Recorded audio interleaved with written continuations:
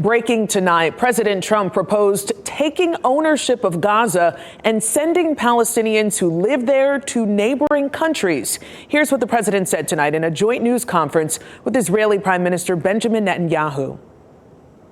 The U.S. will take over the Gaza Strip, and we will do a job with it, too. We'll own it and be responsible for dismantling all of the dangerous unexploded bombs and other weapons on the site. Now, when asked why the U.S. would own the Gaza Strip, the president said to redevelop it into, quote, the Riviera of the Middle East.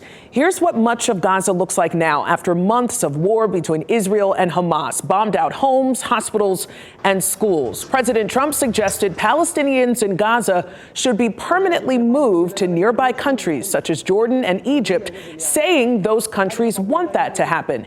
Well, yesterday, the foreign ministers from 5 Arab nations sent a letter to Secretary of State Marco Rubio strongly opposing any plan that would move the Palestinian people off their land, instead saying that they need help rebuilding.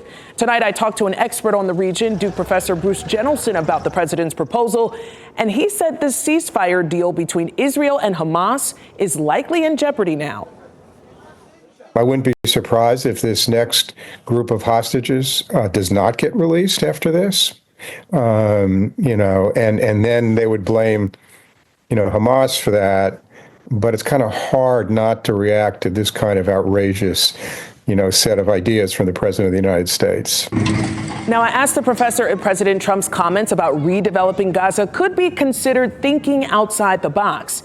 Professor Jennelson said, consider if a leader came to Hurricane Helene victims with the very same proposal.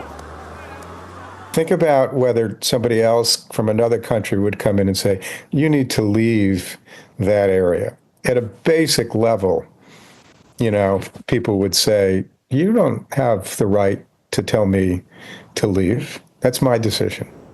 Now, President Trump also said he would consider sending American troops to that region to stabilize Gaza. Look for more reaction on WRAL.com.